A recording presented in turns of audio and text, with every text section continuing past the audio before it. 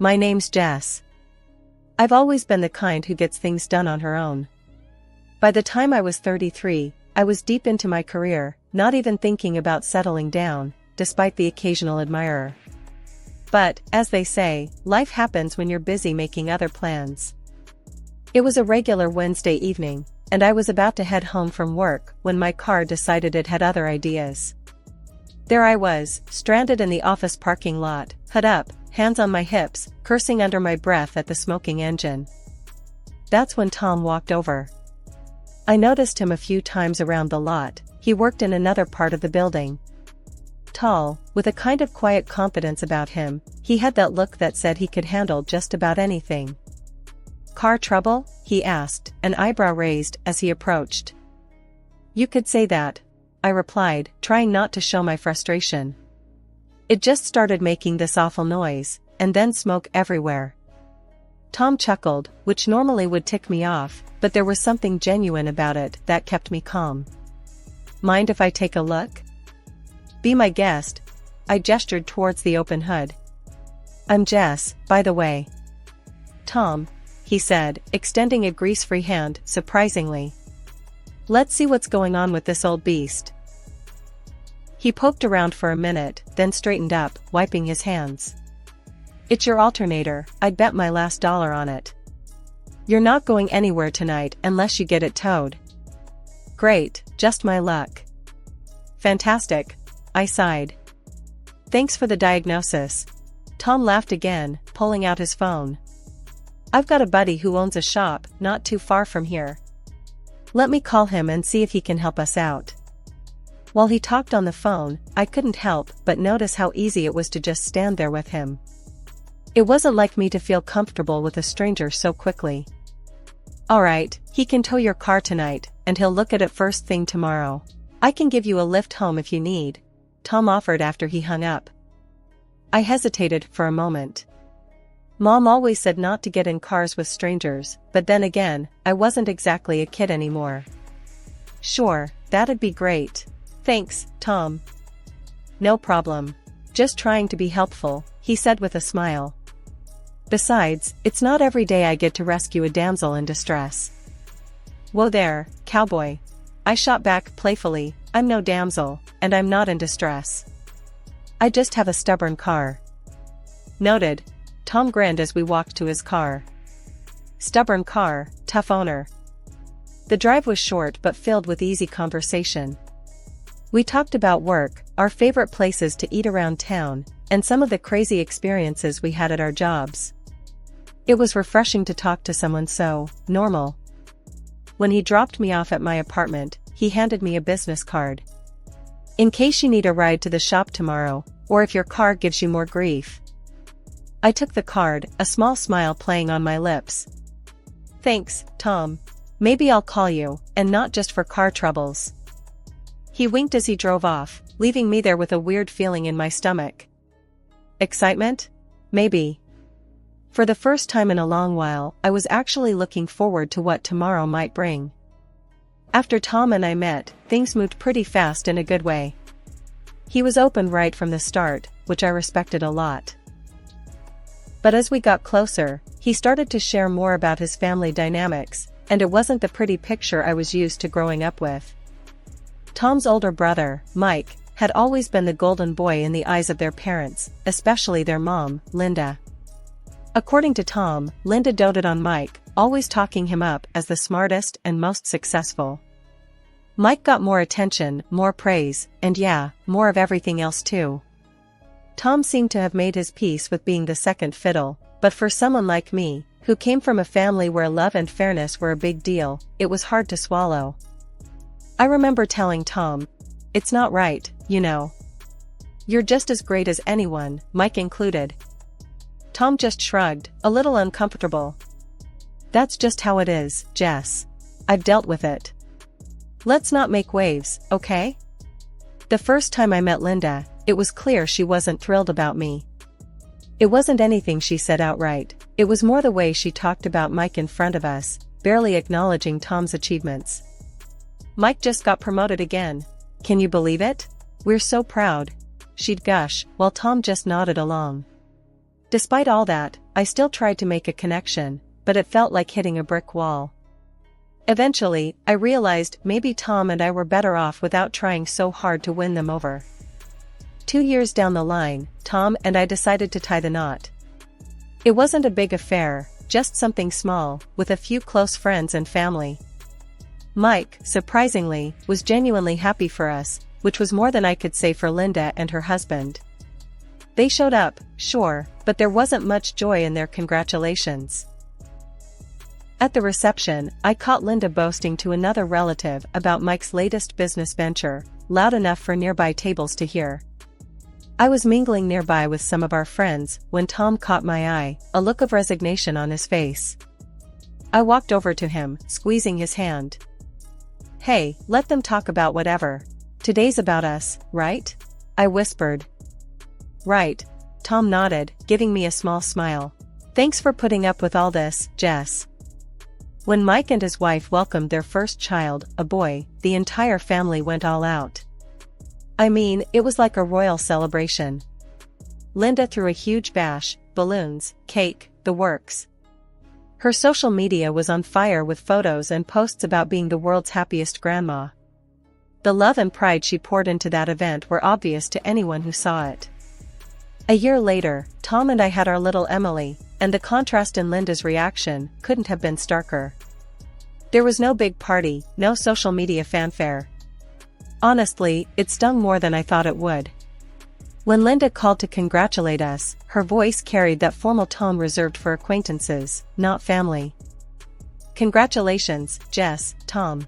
A girl, that's nice," she'd said, her enthusiasm as flat as a pancake. "Thanks, Linda. We're really excited." I tried to keep my voice bright, but it was hard. "That's wonderful. Let me know when you have the baptism planned. I'll make sure to clear my schedule," she replied, and that was pretty much it. At Emily's baptism, the disparity became even more obvious. Linda came, of course, she's the grandma after all, but her whole demeanor was so offhand it might as well have been another Sunday service for her. While we were setting up the hall for the small gathering after the ceremony, I overheard Linda talking to one of her friends. "Oh, Mike's boy is just starting to walk. It's incredible how quickly he's picking it up. We think he'll be quite the athlete." Feeling a bit irked, I walked over to Tom, who was arranging chairs and didn't seem to notice his mother's gushing about his nephew. "Tom, doesn't it bother you? The way your mom is all over your nephew and just here for Emily?" Tom looked up, a slight frown creasing his brow. "Yeah, it does. But what can we do, Jess? It's how she is. Mike's always been the star. But Emily's your star, our star. Doesn't she deserve the same?" I pushed back, not ready to drop it. Tom sighed, running a hand through his hair. "Of course, she does. And she'll always have us. I know it's not the same, but nothing." I cut in, my frustration peaking.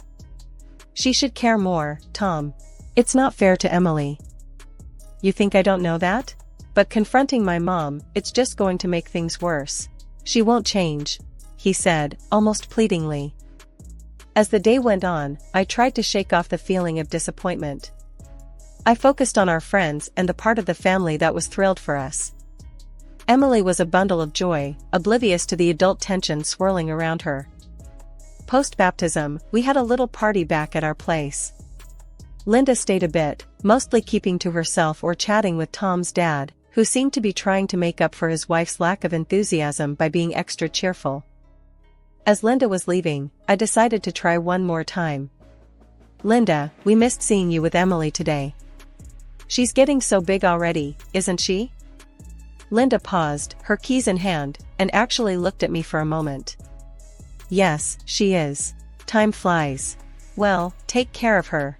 And let me know if you need anything." Emily grew more curious and chatty as she hit her 3rd birthday. Kids, they notice more than you think, and it wasn't long before she started asking about her grandparents. "Mommy, why doesn't Grandma Linda come to see me like she sees Cousin Jack?" Emily's little voice was full of innocent confusion one evening while we were looking at family photos online. I paused, not sure how to explain family politics to a 3-year-old. Well, sweetie, Grandma Linda is very busy, and she lives a bit far away. But we see her on special days, right? It was a weak excuse, and even Emily seemed to sense it. But she sees Jack all the time. He has lots of pictures with her, Emily pointed out, her brow furrowing slightly. Tom, overhearing us from the dining room where he was fixing one of Emily's broken toys, came over and knelt beside her. Hey, Pumpkin, Grandma loves you a lot too. We all show our love in different ways, okay? Emily looked at him, then at me, and nodded, though it was clear she didn't fully buy it. Okay, Daddy. The conversation didn't sit well with me. That night, after Emily went to bed, I brought it up with Tom. We were in the kitchen, me sipping my tea while he cleaned up. Tom, this isn't right. Emily's noticing the difference. How long before it starts affecting her? I said, my voice low but firm. Tom put down the dish he was drying and leaned against the counter. I know, Jess. It sucks. But what do you suggest we do? Confront my mom? At least let her know how we feel. It's not just about visits. It's the way she's being treated compared to Jack. It could hurt her, growing up feeling less loved. I argued, feeling my frustration rise. Tom sighed heavily. I'll talk to her. I'm not expecting miracles, but maybe if she realizes it's affecting Emily. Thank you, I said, feeling a mix of relief and dread. A few days later, Tom and I decided to visit Linda without Emily. We arrived at her house, and after some initial small talk, Tom steered the conversation to what was on our minds. Mom, we need to talk about something important, Tom began, his tone more serious than usual. Linda looked between us, her expression cautious. What's wrong? Is it Emily? It's about Emily, and you, Tom continued. She's been asking why you don't visit her like you do Jack. It's starting to affect her. Linda stiffened, her face tightening. I see all my grandchildren when I can. You know how busy I am. But Mom, it's not just about time. It's about how differently you treat them. Emily feels it. We feel it, I added, trying to keep my voice calm but firm. Linda's eyes flashed. Are you accusing me of favoring my grandchildren? Not accusing, Mom. It's just what's happening. We're worried about Emily, Tom explained, his voice steady. Linda sighed, looking away for a moment before meeting our eyes again. I'll try to do better. But I don't like being told how to be a grandmother. We're not telling you how to be a grandmother. We just want Emily to feel as loved as Jack, I said, hoping she'd understand the difference. Linda nodded slowly, her posture relaxing slightly. I'll make more of an effort. That's all I can promise. That night, as I checked on Emily, asleep and peaceful in her bed, I felt a renewed sense of protectiveness. Whatever Linda's response would be, Tom and I were determined to make sure Emily grew up knowing she was loved and valued, no less than anyone else in the family. Emily's 7th birthday was coming up, and she was all excited about her party. The house was decorated with balloons and streamers, and Emily was buzzing around in her favorite princess costume. Guests started arriving, and the kids were having a blast. I kept an eye on the door, waiting for Linda and George. They finally showed up, about half an hour late. Linda had a small, somewhat dusty-looking gift bag in her hand. Emily ran up to them, excited. Grandma, Grandpa, she squealed, hugging George tightly. Happy birthday, sweetheart, George said, hugging her back. Linda handed Emily the gift bag with a tight smile. Here you are, dear. Happy birthday, she said, her voice lacking warmth. Emily opened the gift right away. It was a small stuffed animal, clearly not new. Oh, thank you, Grandma. Emily tried to hide her disappointment. I caught Tom's eye, and he frowned slightly. We both saw the letdown on Emily's face. I was about to say something when Carly, my friend, who'd overheard some guests talking, pulled me aside. Jess, did you hear about Linda's gift to Jack last week?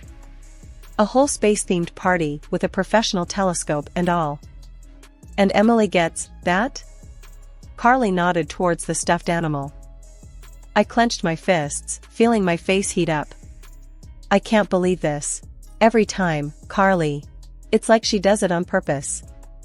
The party continued with lots of guests and relatives mingling and enjoying the day. Suddenly, I noticed Emily wasn't around. I found her crying in one of the rooms. "Sweetie, what happened?" I asked, kneeling beside her. "Mommy, Cousin Jack said I'm a second-class person and I need to wash up before I can play with him," she sobbed, wiping her tears with the back of her hand. I felt a surge of anger. "He said what?" I stood up, stormed into the living room, and pulled Tom aside. "Tom, Jack is bullying Emily. He just told her she's second class." Tom's face turned red with anger. "What? I'll sort this out." He immediately went to find his brother, Mike. Mike was taken aback. "I don't understand, Tom. Jack's just a kid. Where'd he get that idea?" Nearby, Jack, unaware of the grown-up tensions, casually mentioned, "Grandma said not to play with Emily. She told me." Silence fell over the room. Everyone turned to look at Linda, who was visibly embarrassed. "This is unacceptable, Linda. You need to apologize," one of the guests said out loud. Others murmured in agreement. Linda, cornered and flustered, muttered a reluctant apology and, looking at Emily, added, "I'm sorry, dear. How about we spend some time next week, just you and me?" Despite my doubts, I agreed. Maybe this was a chance for Linda to right her wrongs. I nodded, hoping for the best. "Okay, Linda. Let's try that." After the birthday party fiasco, things were tense at home. Tom and I knew we couldn't let it slide. It was more than just about a gift, it was about how Linda's attitude was affecting our daughter. We needed to have a real, no-holds-barred conversation with her. The following week, we decided to meet with Linda at her house. On the drive over, Tom seemed nervous, gripping the steering wheel tighter than usual. "You okay?" I asked, touching his arm gently. "Yeah, just not looking forward to this talk. But it's got to be done, for Emily," he replied, his voice steady but strained. We arrived and found Linda in her garden, pruning some bushes. She looked up, wiping sweat from her brow with a dirty glove. "Tom, Jess, what brings you here? Something wrong?" Linda's voice was cautious, a hint of defensiveness already lacing her tone. "We need to talk, Mom. About what happened at Emily's party," Tom said, getting straight to the point. Linda sighed, setting down her gardening shears. "I thought this might be coming. Let's go inside." Once in the living room, I decided to kick things off. "Linda, what Jack said at the party, and your behavior, it's hurting Emily. She feels less loved, and that's not okay." Linda crossed her arms, her back straightening. "I already apologized for that. Jack's words were unfortunate, but kids say things without meaning them. It's more than just Jack, Linda. It's about how you treat her differently from her cousin. It sends a message, not just to the kids but to everyone," I pressed, trying to keep my voice calm but firm. Linda looked away, then back at us. "I do the best I can. I've always favored boys, it's just how I was raised. But I love all my grandchildren." "But your actions don't show that, Linda." "Actions speak louder than words," Tom interjected, his tone more forceful than I'd heard in a long time. There was a pause, heavy with tension, before Linda finally spoke, her voice softer, almost vulnerable. "Maybe I've been wrong. It's hard for me to admit, but perhaps I haven't been fair to Emily." Tom and I exchanged a quick glance, surprised by her admission. "I don't know how to fix this overnight, but I'm willing to try. For Emily," Linda continued, her eyes meeting mine, then Tom's. "We appreciate that, Linda. Maybe start by spending some quality time with Emily. Just the two of you," I suggested, hoping to bridge the gap. Linda nodded. "I'd like that. I'll call and set something up. A day at the zoo, perhaps? She likes animals, doesn't she?" "She does," I smiled, feeling a glimmer of hope. It was supposed to be a fresh start. Linda had promised to spend the whole day with Emily, just the two of them, which I thought was a great step towards mending their relationship. So, you can imagine my surprise when I saw her grandson, Jack, climbing into the car with them. "Linda, I thought today was about you and Emily spending time together," I said, a bit confused as we stood by her car. "I know, Jess, but I thought it would be good for them to have some time together too, to reconcile and fix things from the birthday party," Linda replied, sounding like she had the best intentions. Although hesitant, I didn't want to argue in front of the kids. "Alright, just make sure Emily has a good time too," I said, and gave Emily a little hug and a kiss. "You've got your phone, sweetie. Call me if you need anything, okay?" "I will, Mommy," Emily said, a bit uncertain but trying to be brave as she climbed into the car. I watched them drive off, feeling a mix of emotions but hoping for the best. Several hours later, my phone rang. It was Emily, and she was crying. "Mommy, I'm so cold and I'm scared," she sobbed into the phone, her voice quivering. "Baby, where are you? Why are you cold? It's warm outside," I said, my heart starting to race with worry. "I'm at the ice rink, Mommy. Grandma went somewhere with Jack. I don't know where they are," she cried, and my worry turned into anger. "The ice rink? Emily, why are you at an ice rink? Did Grandma not tell you where she was going?" "She said we were going for a walk, and then we came here. I didn't bring my jacket, Mommy. It's so cold," she continued, her voice shaking. "Okay, sweetheart, find someone who works there, maybe at the desk or a coach, and give them the phone," I instructed, trying to keep my voice calm for her sake. A few minutes later, a man came on the line. "Hello, I'm the skating instructor here. Your daughter was left unsupervised. We're keeping her safe and warm here with us." "Thank you. I'm on my way, I'll be there as fast as I can," I replied, my voice firm but my mind reeling with frustration and anger. As I drove to the rink, my thoughts were a whirlwind. Why would Linda think it was okay to leave Emily at an ice rink alone? And where had she gone with Jack that was so important? When I reached the skating rink, Emily was safe, thankfully, but the scene was a mess. The rink staff had already called the police and the custody service due to the nature of the situation. My heart was pounding as I explained everything to the officers, detailing how Linda had irresponsibly left Emily alone and in an inappropriate environment. The grandma brought them here, skated for a bit, and then just took off with the boy when he fell, the skating instructor told the police, shaking his head. The little girl was shivering in her t-shirt and shorts. I was furious, listening to him. "She's just a child, how could someone think she'd be okay alone in such a place?" I said, my voice cracking with emotion as I gave my statement. The police took everything seriously. They confirmed with the mall security that Linda had been there with the kids for about an hour before rushing off, leaving Emily behind. The more they learned, the angrier I felt. I called Linda right there, needing answers. "Linda, what were you thinking?